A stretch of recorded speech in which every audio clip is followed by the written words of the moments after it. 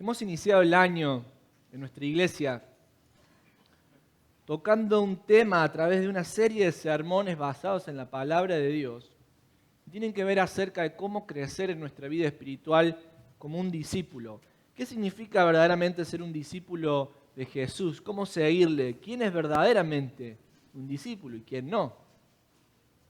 Y en primer lugar estuvimos cubriendo algunos sermones que tocaban el tema de quién es Cristo, cómo es su carácter, quién es esta persona a la que lo seguimos. Luego pasamos a una segunda sección en esta aventura de conocer el Evangelio y el discipulado y empezamos a estudiar y descubrir a través de la palabra de Dios, no a través de la experiencia del pastor, sino a través de la palabra de Dios, cómo es ese llamado que Dios les hace a sus discípulos para que le sigan. ¿Cómo es ese llamado que hace Dios para que las personas lo sigan? Y hoy vamos a estar tocando un pasaje muy bonito de la Escritura, muy conocido quizás por mucha gente en la cristiandad en general, donde vamos a ver la voz de Cristo en acción. ¿Cómo es esta voz que llama? Y le he titulado el sermón de esta mañana, Un llamado en la tormenta. No es como esa canción que ustedes escucharon alguna vez quizás, un llamado de emergencia baby. No es esa canción, ¿eh? Un llamado en la tormenta. Yo no sé si alguna vez les tocó estar en medio de una tormenta. Yo no sé por qué, pero siempre me veo envuelto en alguna tormenta. Pero una de verdad, digo, con rayos y lluvias y vientos. Y tendría muchas para contarles desde pequeño hasta hoy. Pero la que más miedo me dio fue la que pasé cuando me casé, no por el matrimonio, no estoy hablando del matrimonio. Nos casamos con mi esposa y nos fuimos de luna de miel, teníamos que volar de una ciudad hacia otra para hacer un vuelo de conexión, un vuelo corto de unos 50 minutos, 45, 50 minutos, un vuelo pequeño. Era la primera vez que volaba en mi vida, nunca había volado antes. Y mi esposa ya había tenido otras experiencias volando. Yo le preguntaba, ¿y cómo es volar? Porque estás un poco nervioso, no sé qué voy a hacer ahí, me voy a meter en la cabina con un montón de extraños. ¿Y quién maneja? Y no sé quién maneja el avión, pero no lo conozco y voy a entregar mi vida a un desconocido. Bueno, todas esas preguntas me hacía yo. Y mi esposa, relájate, cálmate, el vuelo que tenemos es bien cortito, no hay montañas, no hay nada, todo va a estar bien. Eso es lo que me dijo ella, ¿no? Bueno, nos subimos al vuelo. Salimos de la ciudad de Córdoba con el cielo despejado, el sol que entraba por la ventanilla y yo me sentía bien, ¡ay, qué hermosa experiencia volar! Pero de repente hubo un ting que se prendió ahí un sonido en los pasillos y escuchamos la voz del capitán, por favor, abróchese su cinturón, vamos a pasar por una zona de turbulencia. Y la gente ahí nomás toda se escuchaban todos los ruiditos de los cinturones que se estaban abrochando y bueno, y de repente empezamos a ver que el sol cada vez se iba apaciguando más y cada vez se veía más negro ahí afuera y cada vez más negro hasta que nos metimos en la tormenta.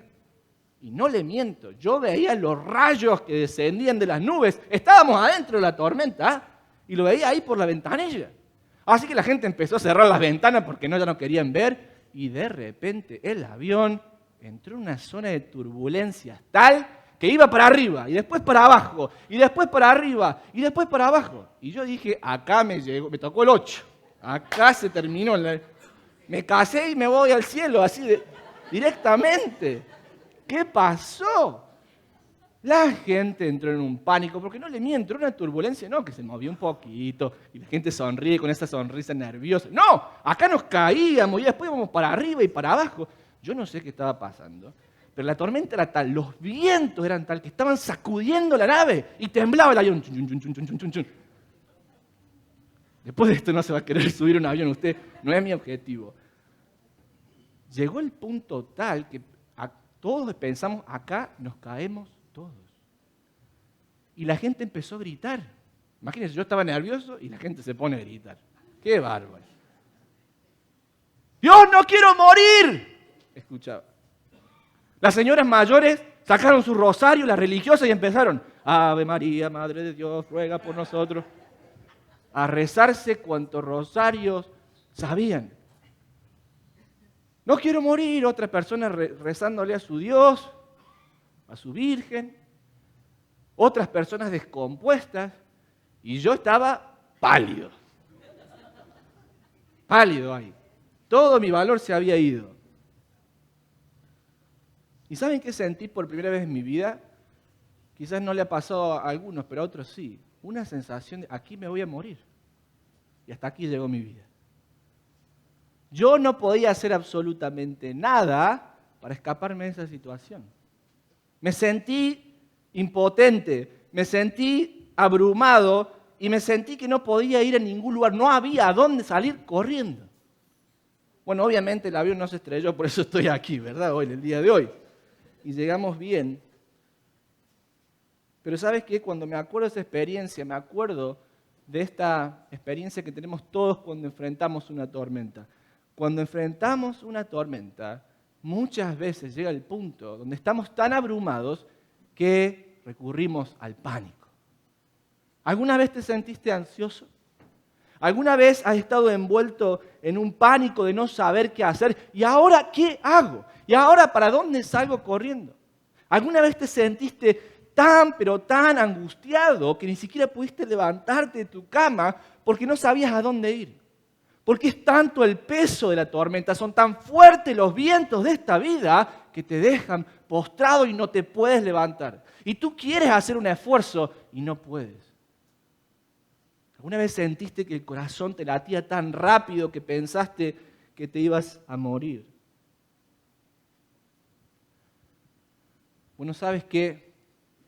La ansiedad, el pánico, eran emociones que la iglesia del primer siglo, a quien Lucas escribe su evangelio, eran emociones que ellos tenían que vivir todos los días. El imperio romano los estaba persiguiendo. Ellos no sabían si un día vivían y el otro día estaban muertos. Y se estaban escapando y corrían de la casa de uno a la casa de otro y tenían sus servicios escondidos para que nadie los supiera. Y se empiezan a dar cuenta que la tormenta de la vida, en este llamado que Dios les ha hecho, les ha llevado a entrar a una tormenta. Antes muchos de ellos, nadie los perseguía, tenían su trabajo, sus familias estaban bien, pero ahora que habían escuchado la voz de Cristo llamándoles a una relación íntima con Él, ahora empezaban los problemas. Y el llamado de Cristo los llevó a entrar a una tormenta, la tormenta de la persecución. Este es el panorama que tiene la audiencia primitiva a la cual Lucas escribe su evangelio. Ahora bien, Lucas empieza a componer este evangelio y en el capítulo 8 va a empezar a demostrar quién es Cristo. Y vamos a ver el episodio que vamos a estar tocando en esta mañana, pero más adelante vamos a ver que no solamente Dios tiene poder para gobernar incluso los elementos naturales, sino que Cristo tiene poder para levantar a los muertos. Sino que Cristo tiene poder para sanar e incluso hasta echar demonios fuera. Por eso, mucho más adelante, el apóstol Pablo, mirando el ministerio de Cristo, la supremacía de Cristo, escribirá la epístola a la iglesia en Colosa y le dirá que todo lo creado, todo lo visible, todo lo que existe, sean principados, potestades, autoridades, las cosas visibles e invisibles, todas han sido sujetadas a los pies de Cristo. Y este es un principio de la supremacía de Cristo que empezamos a ver en los inicios del Evangelio.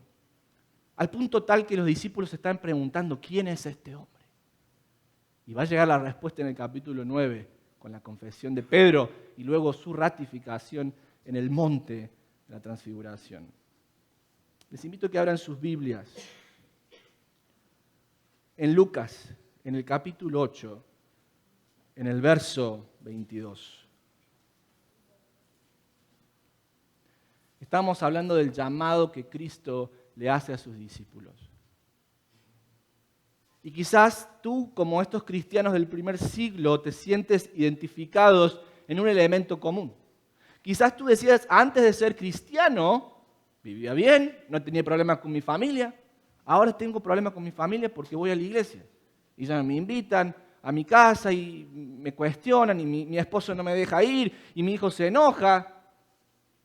La verdad que antes de ser cristiano no tenía estas tormentas, pero ahora tengo esta tormenta. Quizás otros de ustedes dicen, la verdad que antes de ser cristiano, antes de bautizarme, tenía un montón de amigos, pero ahora me bauticé, les empecé a hablar de la palabra de Dios y salen corriendo, me burlan, me dejan de lado. Y quizás estás sintiendo en esta mañana que por el mismo llamado del Señor Jesucristo estás entrando en una tormenta. Por eso la pregunta que este pasaje que veremos hoy intenta responder es: ¿cuál es el llamado que Cristo hace en medio de la tormenta? En otras palabras, ¿cómo es este llamado? ¿Cómo es la voz del Señor que ruge en medio de la tormenta y nos llama? Vamos a leer la palabra de Dios en Lucas, en el capítulo 8, del verso 22 en adelante. Lucas 8, 22. Aconteció un día que entró en una barca con sus discípulos. Está hablando de Cristo. Para darle un poquito de panorama, Jesús venía haciendo su ministerio en la región norte de Palestina, lo que sería la región de Galilea. Y venía haciendo su ministerio ahí, en esa región de Galilea, en la región norte. Y en esa región norte hay un lago, un pequeño lago diríamos, que se llama el Mar de Galilea, que de mar no tiene nada. Es bien chiquito el Mar de Galilea, pero así le dicen. El Mar de Galilea está conectado por el río Jordán y al sur tenemos el Mar Muerto, ese mar que es bien salado. Jesús está bien ahí arriba en el norte. Y hay un lago que es el lago o el Mar de Galilea. Es un punto estratégico para muchas ciudades que están en la zona. Una de ellas es Capernaum, un centro económico muy importante en la época porque a través del lago la gente podía comerciar. Así que no es un lago como, no sé cómo decirle, como una lagunita pequeña que usted ve ahí, no es como Humboldt Park, la laguna de Humboldt Park donde una vez encontramos un cocodrilo. No era así, Era bien grande y estaba lleno de actividad comercial.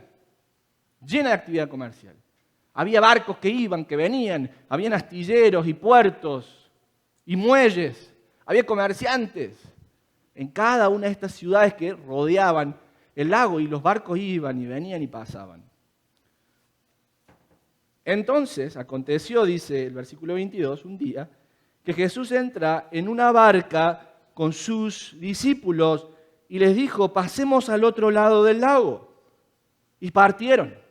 Yo me imagino los discípulos, muchos de ellos eran pescadores profesionales. Pedro era un pescador profesional. De hecho, cuando Jesús los llama, Pedro, ¿qué deja? La barca y las redes.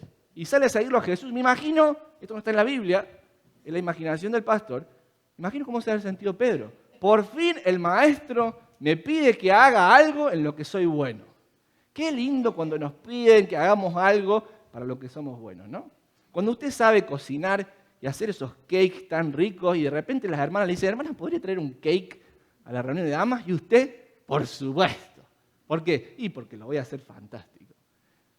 Imagino Pedro quizás se pudo haber sentido así. Por fin el maestro me pide algo de lo que yo soy un profesional. No solamente Pedro, sino los hijos de Zebedeo eran profesionales, navegadores, conocedores y pescadores. Y Jesús les pide, les dice: pasemos al otro lado del lago, y dice la Escritura, y partieron. Versículo 23. Pero mientras navegaban, él se durmió. Y se desencadenó una tempestad de viento en el lago. El Mar de Galilea está rodeado por pequeñas montañas y es muy común que el aire frío de la montaña se tope con el aire caliente, cálido, que está reposando sobre el Mar de Galilea y se formen pequeños torbellinos. Y acá se ve que se armó una gran tormenta. Y se desencadenó una tempestad de viento en el lago. Mateo dice un sismo. Y se anegaban y peligraban. En otras palabras, las olas Eso significa anegarse. Los vientos soplaban tan fuerte que las olas estaban entrando dentro de la embarcación. Es terrible eso. Es terrible. Me pasó una vez, a usted le pasó de todo. ¿Sabe dónde me pasó? En la misma luna de miel. Pero sobreviví. Cuando el agua está entrando en una embarcación, usted dice, acá no salimos más. Pero por la gracia de Dios salí. El agua estaba entrando en la embarcación. Al punto que se estaba hundiendo, y esa palabra peligrar en griego significa, estaban al punto de morir. Lo que estaba en riesgo en este caso no era que se rompiera el mástil, que la vela se desajustara. Lo que estaba en riesgo en esta situación era la mismísima vida de los discípulos y del Señor Jesucristo. Versículo 24. Y vinieron a él y le despertaron diciendo, Maestro, Maestro, que perecemos. En el original el lenguaje es tan fuerte porque es como que vienen a sacudirlo. ¡Señor! Y discuten los eruditos si en realidad fueron a pedirles ayuda o fueron a decirles, Maestro, está muy bien que tomes una siesta, pero nos estamos por morir, solamente te queremos avisar. Es decir, los discípulos habían hecho todo lo posible para mantener esa embarcación saludable y para llegar al puerto. Estamos hablando de marineros experimentados, hombres rudos que sabían trabajar con las cuerdas, con las velas. Estos hombres que habían visto tormentas todo el tiempo, vienen a comunicarle al Señor, Señor, se terminó nuestra esperanza. Usted y yo nos vamos a hundir. Nos vamos a hundir. Señor, nos hundimos, Señor, nos ahogamos, dicen otras versiones. ¡Ay, Señor, que nos ahogamos! Despertando él, reprendió al viento y a las olas y cesaron. El Evangelio de Marcos nos dice que el Señor se levantó y le dijo a la tormenta, tormenta, quédate en calma. Y ante la voz del Maestro, ante la voz de Cristo, los vientos y las olas cesaron y se hizo gran bonanza, una calma tranquila. El lago quedó como un espejo luego de las palabras de Cristo. Versículo 25, y les dijo Jesús, ¿dónde está vuestra fe? Y atemorizados se maravillaban y se decían unos a otros, ¿quién es este que aún los vientos y las aguas manda y le obedecen? Nos habíamos hecho la pregunta en esta mañana, ¿cuál es el llamado que Cristo nos hace en medio de la tormenta? En primer lugar, el llamado que Cristo nos hace en medio de la tormenta es que Él nos llama a seguirlo en medio de la tormenta. El llamado de Cristo nos va a poner muchas veces en tormentas que ni usted ni yo queremos enfrentar. Miremos juntos de nuevo el versículo 22. Aconteció un día que el Señor entró en una barca con sus discípulos. ¿Y quién da la orden de partir? ¿Quién da la orden? Jesús. Y les dijo, pasemos al otro lado del lago. Le hago una pregunta, ¿no sabía el Señor que se iba a desatar una tormenta? Claro que lo sabía, si era Dios. El Señor sabía que se iba a desatar una tormenta, sabía que esas olas iban a anegar la embarcación, iban a poder más que la embarcación, y sin embargo les dice a los discípulos, señores, vamos a cruzar el lago. El llamado de Cristo al discipulado es un llamado que muchas veces nos va a hacer pasar por medio de dificultad, pruebas y tormentas. Este episodio está haciendo un eco en el Antiguo Testamento, algo que para el pueblo de Israel era muy conocido y que nos habla de quién es Cristo. En el Salmo 107 hay una historia muy similar a la que acabamos de leer en el Nuevo Testamento. Salmo 107, 23 dice, hablando de Dios con respecto a su pueblo. Algunos israelitas se hicieron a la mar en barcos y surcaron las rutas comerciales del mundo. También observaron el poder del Señor en acción. Fue impresionante las obras en los mares más profundos. Prestemos atención al versículo 25. Él habló y se desataron los vientos que agitaron las olas. ¿Cómo? Sí. Escuchó bien. Ante la voz del Señor, las tormentas ocurren. En primer lugar, Dios puede controlar todos los elementos de la naturaleza.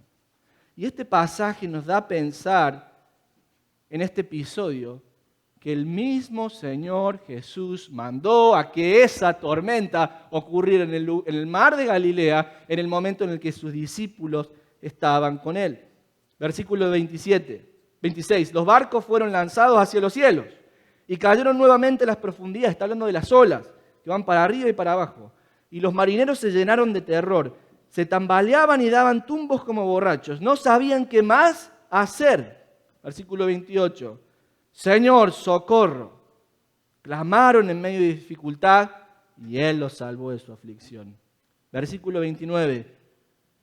Miren qué interesante esto. El 25, el Señor es el que habla la tormenta. En el 29, el mismo Señor es el que calma la tormenta hasta convertirla en un susurro y aquietó las olas. Lo primero que tenemos que entender en nuestro llamado a seguir a Cristo es que Él mismo ha puesto un camino delante de nosotros y hay cosas, hay pruebas, dificultades que nos van a pasar y que Él las va a permitir que pasen. Él va a permitir que eso ocurra. Él tiene el poder para dejar que pase y Él tiene poder también para sacarnos fuera de esa adversidad. Ahora, uno de los puntos más centrales del Evangelio es probar que Cristo, que Jesús, no era un maestro común, es Dios mismo. Los discípulos al final se preguntan, ¿quién es este hombre? Que hasta los elementos de la naturaleza le obedecen. Ellos sabían, en la cultura hebrea se sabía que el único que puede comandar a los vientos y a las olas es Dios. Jesús está haciendo una afirmación y una declaración de su divinidad. Ahora esto es importante para nosotros que vamos en medio de esta vida siguiendo a Cristo. Yo no pienso nada, mejor dicho. La palabra de Dios dice en Hebreos en el capítulo 12, en el verso 2, que nosotros corramos la carrera poniendo nuestros ojos en Cristo. La carrera que tenemos puesta por delante. Hay alguien que ha trazado la carrera de nuestra vida. Es decir, tu vida y la mía, Dios ya la conoce. Tu vida y la mía, Dios ya puso los obstáculos y las circunstancias difíciles que tú y yo vamos a atravesar. Y esto nos habla acerca de la soberanía de Dios. ¿Sabes qué? A ti y a mí nos gusta controlar el futuro. Nos gusta controlarlo todo, pero a la luz de este pasaje nos damos cuenta que el único que controla las cosas es el Señor.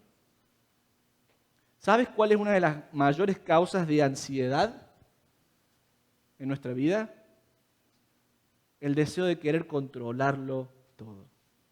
Quiero controlar el futuro, quiero saber qué va a pasar con mis hijos, qué va a pasar con mi matrimonio, qué va a pasar con esto, qué va a pasar con el otro. Y quiero controlar y me veo que no puedo controlar las cosas en mi vida. ¿Y qué me empieza a pasar? Ansiedad. El llamado del Señor nos va a meter en la tormenta muchas veces, pero nosotros podemos descansar que Él sabe lo que hace. En Daniel, en el capítulo 2, en el verso 20, vemos una tremenda declaración acerca de quién es Dios y lo que Él hace. Sea bendito el nombre del Dios de los siglos, porque suyos son el poder y la sabiduría. Escuchen esto. Él muda los tiempos y las edades, quita reyes y pone reyes. ¿Por qué Donald Trump no fue removido del... Él quita reyes y Él pone reyes. Ay, pastor, usted es a favor. No estoy a favor ni en contra. En primer lugar, yo ni siquiera soy ciudadano norteamericano, así que usted no se preocupe. Lo que yo le estoy diciendo es lo que dice la palabra de Dios. Si hay un presidente que está presidiendo, así sea Adolfo Hitler, es lo que le estoy diciendo, es porque Dios así lo quiso. Él pone y Él saca. Hoy yo estoy aquí presidiendo esta congregación con ustedes. Va a llegar el día que el Señor me va a decir, hasta aquí llegamos, Pastor Leandro. Véngase, lo voy a poner en otro lugar. Y usted no se tiene que poner, ¿a dónde se quiere escapar, pastor? No, no te preocupes, no me voy a ningún lado.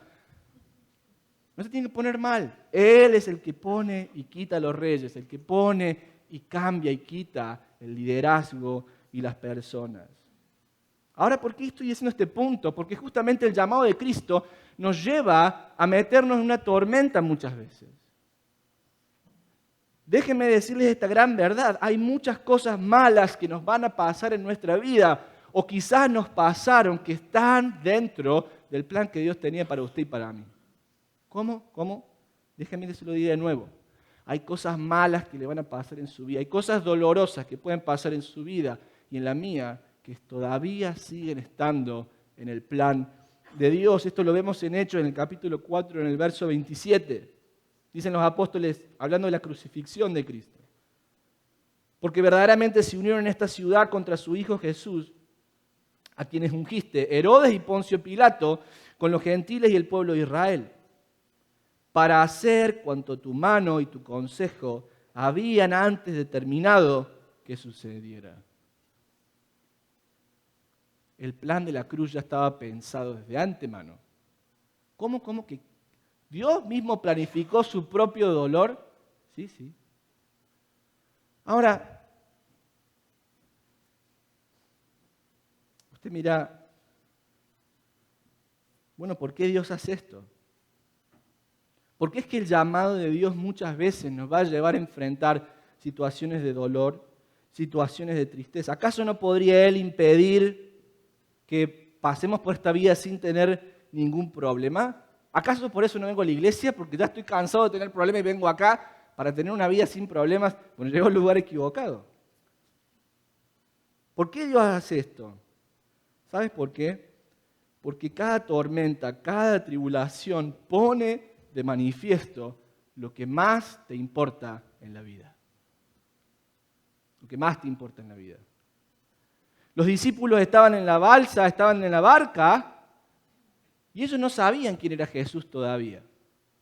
Pero cuando llegó la hora de morir, estaban en pánico, porque ellos apreciaban más su propia vida que seguir a Cristo. ¿Y cuál era el mensaje de Cristo? El que me quiere seguir tiene que negarse a sí mismo, tiene que morir a sí mismo. No tiene que estar pensando, ay, quiero hacer este plan y este otro plan, y me quiero comprar una casa, y luego tener 5 hijos, y una gran piscina, y una puerta que tenga una gran mira para que vea a mi suegra a lo lejos y no abrírsela. Uno no tiene que tener todos esos planes ahí. El que quiere ser un discípulo de Cristo tiene que morir a sí mismo, tiene que tomar la cruz y seguirlo. Y los discípulos en esa barca todavía estaban contando su vida como lo más valioso que tenía. Por eso el Señor va a decir en Lucas 9, el que quiera ganar su vida, la perderá. Pero el que pierda su vida por causa de mí, la hallará. La tormenta pone de manifiesto lo que más nos importa. Cuando recibes ese telegrama de despido, te vas a dar cuenta de lo que más te importa. Si estás entrando en un pánico tremendo y ya no sabes qué hacer más con tu vida, al punto de dices, no puedo vivir más, entonces ese problema te está haciendo ver que tienes un amor por el dinero o un deseo de controlarlo todo. Cuando llega ese diagnóstico, cuando te dan esa enfermedad, ahí te das cuenta verdaderamente qué es lo que más te importa. Pero soy tan joven, yo todavía quería hacer esto y todavía quería vivir. Y yo. La tormenta pone de manifiesto lo que más nos importa. Pero el llamado del cristiano es un llamado a negarnos a nosotros mismos y a seguir a Cristo. Por eso el apóstol Pablo decía en Filipenses, en el capítulo 1, en el verso 21, para mí el vivir es ¿qué? Cristo, y el morir, ganancia. En Hechos, en el capítulo 20, en el versículo 22 y 23, Pablo le dice a los ancianos de la iglesia de Éfeso, en su partida, no estimo preciosa mi vida, con tal que pueda acabar el ministerio que fue encomendado a mi persona de parte del Señor Jesucristo, el predicar las buenas noticias del Evangelio. Un creyente que se ha negado a sí mismo, un creyente que ha muerto con Cristo, ha muerto con Cristo y ha resucitado una nueva vida, ¿qué va a tener? Va a decir, mi vida no la estimo para nada. Lo único que quiero es seguir a mi Señor. Y los discípulos se dieron cuenta en este momento que ellos sí estimaban su vida más que al Señor. Por eso el apóstol Pablo le escribe a los Corintios en su segunda epístola, en el capítulo 4, en el verso 7, y dice, esta tribulación momentánea produce en nosotros un cada vez más excelente peso de gloria. El llamado de Cristo nos va a llevar a momentos de tribulación que Él mismo planificó. ¿Me escuchaste lo que dije? Él mismo lo planificó de antemano. Y en esa tribulación, nuestro espíritu, en ese problema, nuestro espíritu será refinado. Porque producirá en nosotros, que dice la palabra 2 Corintios 4, un cada vez más excelente peso de gloria. La pregunta para ti y para mí es, ¿qué es lo que más amas en esta vida? Le tenemos tanto miedo a lo que va a pasar en el futuro. ¿Habrá trabajo mañana o no? ¿Mi esposa seguirá conmigo o no? ¿Me admitirá a esta universidad o no? Y estamos pensando como si eso fuera el todo de la vida, porque todavía no hemos conocido quién es Cristo. No hemos conocido quién es Cristo.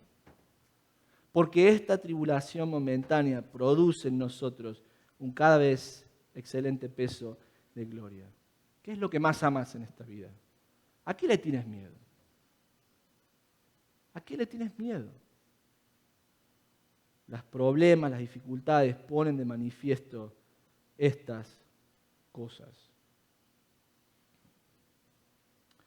¿Sabes qué? Cuando tú has decidido morir a ti mismo y a seguir a Cristo, el mundo se puede caer a pedazos, pero tú sabes que Dios está contigo. Y quizás tú estás diciendo, no puedo entender lo que está pasando allá afuera. Déjame que te lo explique. El mundo de Occidente está llegando a su ocaso. Eso es lo que estamos viviendo. La cultura occidental, judeo-cristiana, está llegando a su fin en nuestro continente. Aquí es más fácil poder comprar marihuana en un dispensario en la ciudad. De hecho, aquí en Milwaukee van a poner uno. Vivimos en una ciudad, en una sociedad donde es más fácil comprar marihuana que ir a pedirle al gobierno un permiso para trabajar. Así está tan mal la sociedad. Aquí es más fácil poder ir a la prisión, a la cárcel, por no cuidar bien a un cachorrito, que por matar a una persona que está en el vientre de su madre. Y quizás tú sientes toda esta confusión y son olas que te golpean. Y vienen tus hijos y te preguntan, mamá, papá, soy hombre, soy mujer, ¿qué soy?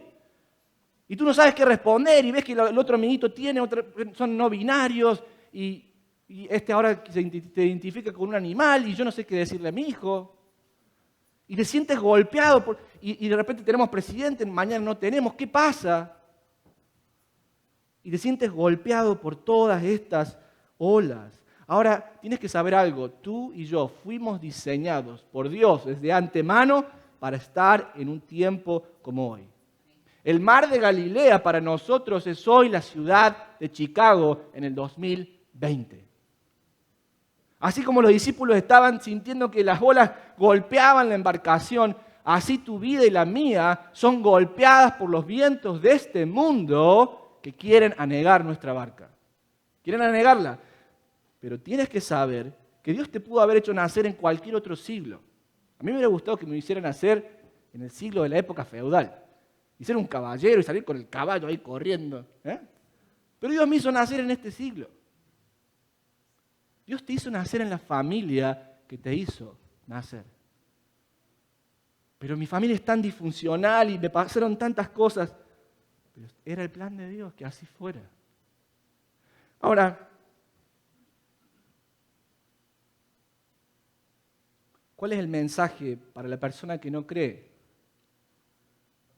Bueno, ¿sabes qué? Lo que acabo de decir no tiene ningún sentido si tú no crees en Cristo Jesús.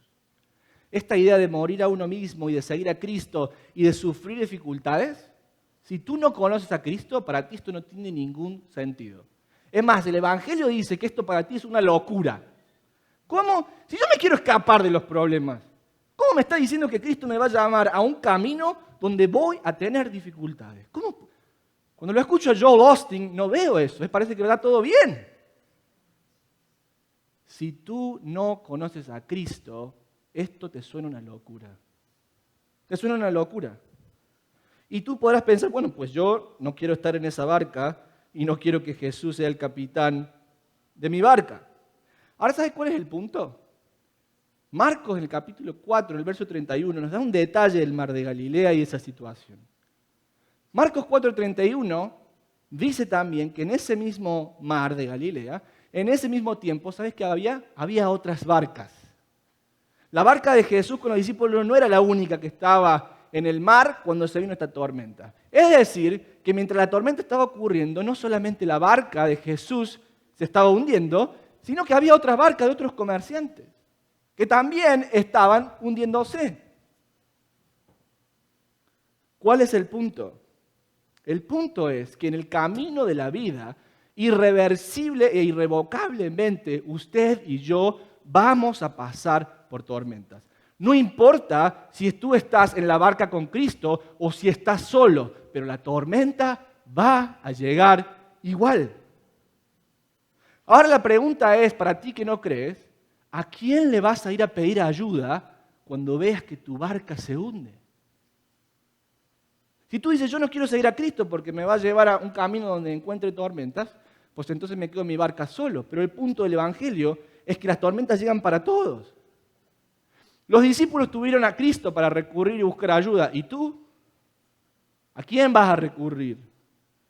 ¿A quién vas a buscar por socorro cuando tu matrimonio se empiece a hundir y hagas lo que hagas, no sepas cómo sacarlo adelante? ¿Qué vas a hacer cuando tus hijos se vayan y vivan una vida terrible y tú no sepas cómo corregirlos? ¿A dónde vas a buscar ayuda? Y ¿sabes qué? El punto es que Marcos está haciendo y que también lo tiene Lucas, es que la tormenta llega para todos y nadie puede manejarla. Nadie puede. Nadie puede. Y tú estás pensando en las tormentas de esta vida, pero sabes que hay una tormenta más grande que vamos a enfrentar todos el día de nuestra muerte. La muerte en la Biblia muchas veces se simboliza como un río. Y en el Apocalipsis es el mar. Un día la muerte va a tocar la puerta de tu vida. Y si Jesús no está en tu barca, ¿a quién le vas a ir a pedir auxilio? Se murió Kobe Bryant y el mundo está llorando. Un atleta famosísimo, querido, amado, con mucho dinero. Tanto dinero que se pudo comprar un helicóptero donde él y su hija perecieron. ¿La fama lo pudo salvar? No. ¿El poder lo pudo salvar? No. ¿El dinero? No. ¿Su atleticidad lo pudo salvar? No lo pudo salvar. Y si Kobe Bryant no se pudo salvar de la muerte, pues tú y yo tampoco. ¿Qué vas a hacer cuando la tormenta de la muerte golpee tu vida y te encuentres solo en tu barca? ¿Sabes que la palabra de Dios nos dice y nos anima a que corramos a Cristo? ¿Sabes por qué? Porque no solamente la muerte es una tormenta, sino que también la ira de Dios es comparada a una tormenta. Jeremías en el capítulo 29, en el verso 29 al 20, no lo vamos a leer hoy, pero habla de la ira de Dios como una tempestad que sale con furor, preparada para destruir la cabeza de los malos. El mismo concepto lo encontramos en Ezequiel en el capítulo 13. La ira de Dios es una tempestad que destruye al impío.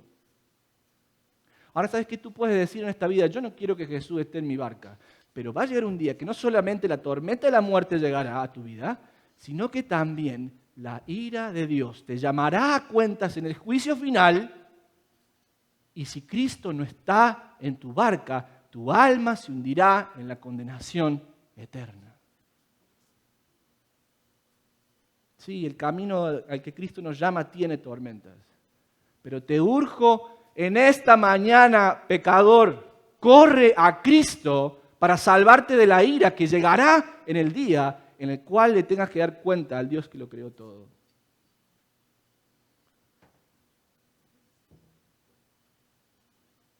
¿Cuál es el llamado que Cristo hace en medio de la tormenta?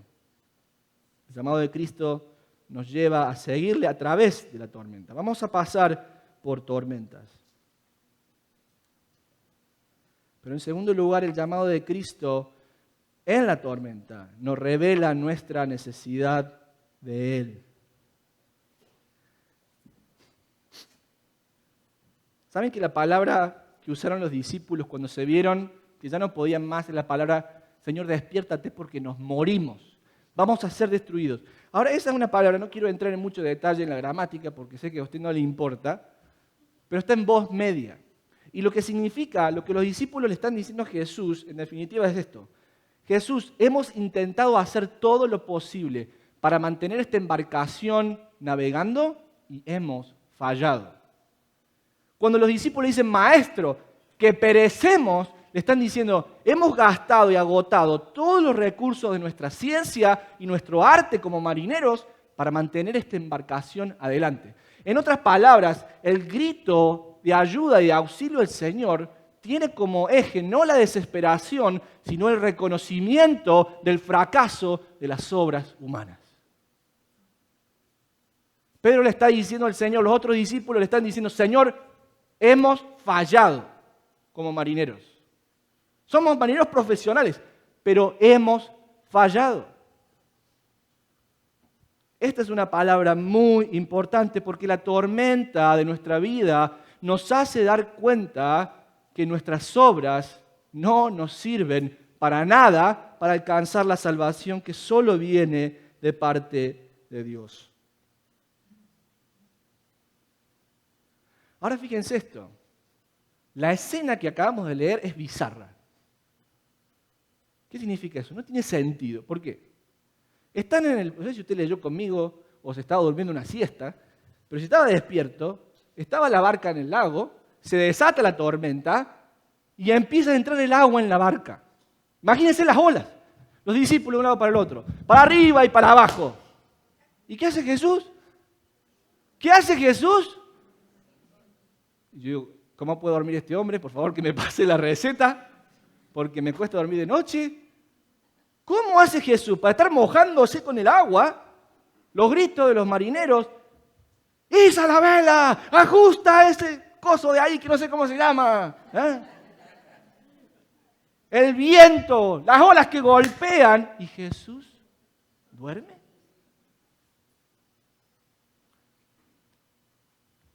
Aquí está el punto que quiere hacer el evangelista. Lo que despierta el poder del Cristo que calma la tempestad no es la magnitud del problema, no es la misericordia de cuántos esfuerzos nosotros hemos tratado para mantener las cosas en pie.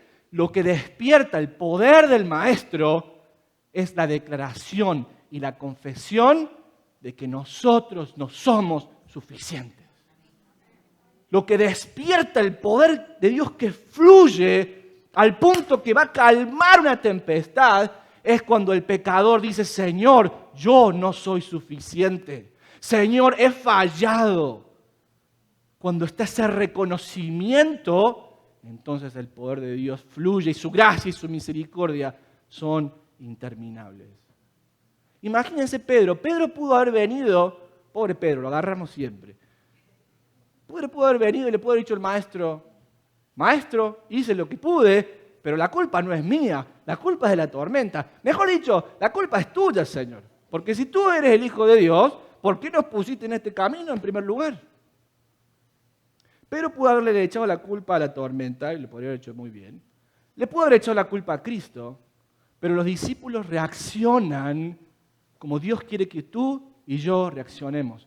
Señor, mis obras no son suficientes. Señor, no puedo. ¿Alguna vez le dijiste eso al Señor? Señor, no puedo más. Cuando llegamos a ese punto donde declaramos vivencial y experimentalmente nuestra necesidad por Cristo, es cuando el poder de Dios se manifiesta en gran manera. Creo que ya les contesto, pero el año pasado fue un tiempo muy difícil para mí, para mi familia y creo que para ustedes también, algunos de ustedes. Nos tocó una tormenta que nunca vimos venir, que ya había sido puesta y preparada por Dios para que así ocurriera. Y en medio de esa tormenta me empezaron a pasar una sucesión de hechos desafortunados. No hablo de la película, Una serie de eventos desafortunados. Estaba tan estresado y tan mal que hasta me salieron llagas en el cuerpo. Se llama urticaria, por el nivel de estrés que tenía. Y sobre que estaba ahí, unos días después, un conductor distraído choca el automóvil de mi esposa cuando estaba detenida para dejarle pasar un peatón. Y el único auto que ni siquiera era mío, lo pierdo. Y no solamente lo pierdo, sino que cae en manos de una compañía de mafiosos que toma el carro, se lo lleva y lo tiene de rehén. Y me dicen, si no pagas $1.000 no lo vas a ver nunca más. Y yo por mí es un pedazo de chatarra. Quédatelo si quieres. Pero me lo había prestado una iglesia amiga.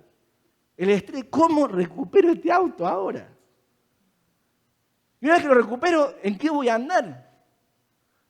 Y después que pasa eso, una semana siguiente, una persona gobernada por los estupefacientes y las drogas, a las 2 de la mañana quiere entrar a romper la puerta de mi edificio en la casa. Y nos levantamos todos ahí, tuvimos que llamar a la policía, lo arrestaron. La historia es más larga. Y como eso hubiera sido poco, el Señor me regala, por medio de otra iglesia, un automóvil para poder andar. Lo dejo estacionado. ¿Qué pasa? La rama de un árbol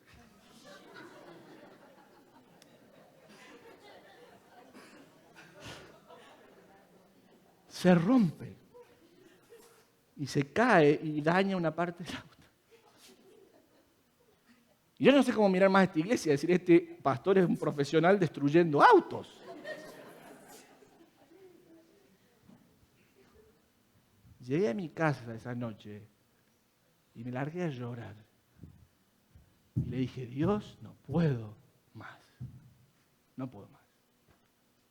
No puedo soportar todo esto que está pasando en la iglesia.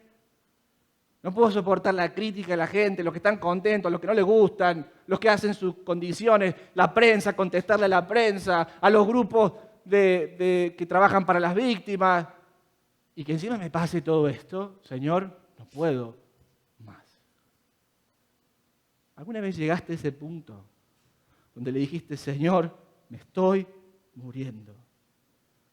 Señor, no puedo más. ¿Alguna vez sentiste que no importa cuánto esfuerzo hagas, las olas de la tormenta siguen hundiendo tu vida? ¿Alguna vez has sentido o has llegado al punto que fracasaste y sientes que ya no puedes seguir más adelante?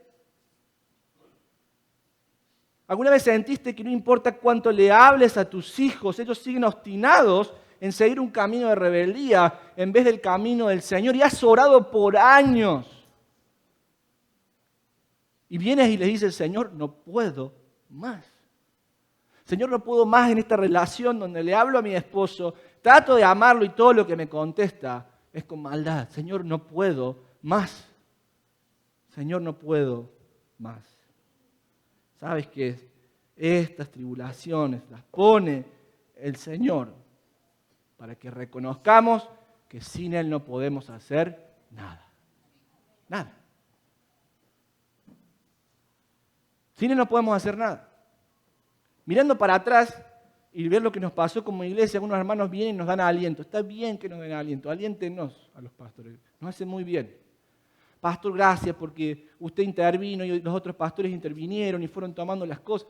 ¿Sabe qué? Si la iglesia sigue hoy de pie, no es por nuestra habilidad, sino por la compasión del Señor. Y para lo que los critican los pastores o los líderes, no, pero en realidad, ¿por qué hicieron esto? Y tuvieron que hacer esto otro. Y tuvieron, ¿sabes qué? Seguramente todo lo que dices, tienes toda la razón. Los pastores y los líderes no somos más que vasijas de barro, ordinarias, en las manos de un Dios extraordinario. Pero seguramente todas tus críticas para mí son ciertas. Seguro que sí. Salvo que digas que no me gusta el arroz con gandules, eso no es cierto. ¿Te sientes que has fallado como padre? ¿Sientes que has fallado como padre? Es el punto donde Dios te ha traído para que corras al Maestro. ¿Te sientes que has fracasado como esposa, como esposo? Es el punto que Dios ha permitido en tu vida para que corras al Maestro. ¿Te sientes que has fracasado como hijo, como amigo? Es el punto que Dios ha traído a tu vida para que corras a Cristo y le digas, Señor, no puedo más. Señor, he fracasado. Señor, mis obras no son suficientes.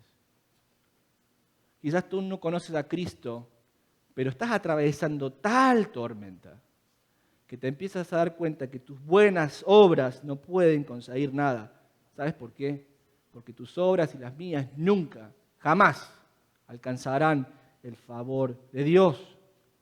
Lo que tienes que hacer es confesarle a Cristo tu necesidad de Él, arrepentirte de tus pecados y poner la fe de que Él sí puede. Tú no puedes, yo no puedo, pero Él sí puede. ¿Y cómo me di cuenta que Él sí puede? Porque aún cuando le dije, Señor, no puedo más, Él me tomó en su mano y me dijo, yo sé que tú no puedes, pero yo sí. Venga, mijo, vamos a vivir otro día más. Y otro día más. Y aquí estamos, por la gracia de Dios, usted y yo.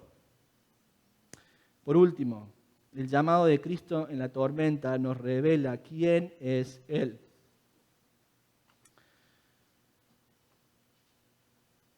Jesús hace callar las olas, la tempestad, se hace una paz. Y Él les dice, ¿dónde está su fe? En otras palabras, Jesús le está diciendo, a ver, yo soy Dios. Dejé los cielos y la eternidad. Tomé forma de hombre.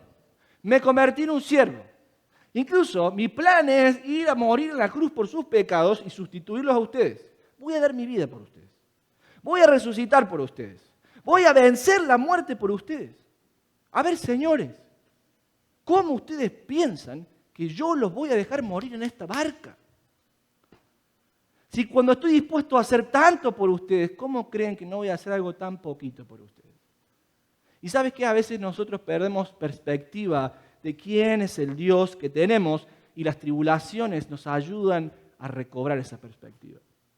La palabra de Dios nos dice bien en claro en Juan el capítulo 10 y el verso 22 para aquellos que somos hijos de Dios, que Él es el pastor que da su vida por las ovejas y nos da vida eterna. ¿Y saben qué dice? Y no perecerán jamás y nadie las quita de mi mano. Por eso si estás dudando, ¿pierdo mi salvación o la pierdo? No la pierdes. No es que Dios te salve. Bueno, esa será su posición, pastor. No es mi posición, esa es la palabra de Dios por la boca del mismísimo Señor Jesucristo. Tú puedes estar en contra, no te puede gustar, pero eso no quita que sea la verdad. No se enoje. Bueno, pero no se enoje. No me enojo. El Señor nos tiene en sus manos. El mismo pensamiento lo toma el apóstol Pablo en Romanos en el capítulo 8, en el verso 38, cuando dice que ni la vida ni la muerte, ni ángeles, ni potestades, ni cosas altas, ni cosas bajas, ni nada creado en este mundo nos pueden separar ¿de qué? Del amor de Dios que es en Cristo Jesús, Señor nuestro. No hay nada que nos pueda separar del amor de Dios. Por eso, creyentes, cuando vamos a través de estas pruebas, y quizás tú estás hoy enfrentando una prueba difícil, una tormenta que ha durado por años, déjame decirte de parte de Dios, tu barca no va a naufragar. Tu barca no va a naufragar. ¿Sabes por qué? Porque Cristo está en tu barca. Cristo está en tu barca. Y Él dijo que nosotros no pereceremos, sino que tendremos vida y vida eterna. Y si Él lo dijo, quizás tengas que responder la pregunta del Señor que en esta mañana te dice, ¿dónde está tu fe? Bueno, pastor, pero ¿qué hacemos mientras estamos recibiendo los golpes de la tormenta? Salmo 40, verso 1. Con paciencia esperé que el Señor me ayudara. Y Él se fijó en mí y oyó mi clamor. Me sacó del foso de la desesperación, del lodo y del fango. Puso mis pies sobre suelo firme y a medida que yo caminaba me estabilizó. Me dio un canto nuevo para entonar, un himno de alabanza a nuestro Dios. Muchos verán lo que hizo y quedarán asombrados. Pondrán su confianza en el Señor. Cuando estamos en la tormenta, pensamos que Dios está lejos, que no nos escucha, pero su palabra nos dice que Dios nos escucha. Su palabra nos dice que Él nos va a sacar de esa tempestad. Su palabra nos dice que Él va a estar con nosotros todos los días hasta el fin del mundo. En Romanos el apóstol Pablo dice, si Dios nos dio a Cristo, no nos mezquinó a Cristo, ¿cuánto más no nos va a dar con Él juntamente todas las cosas?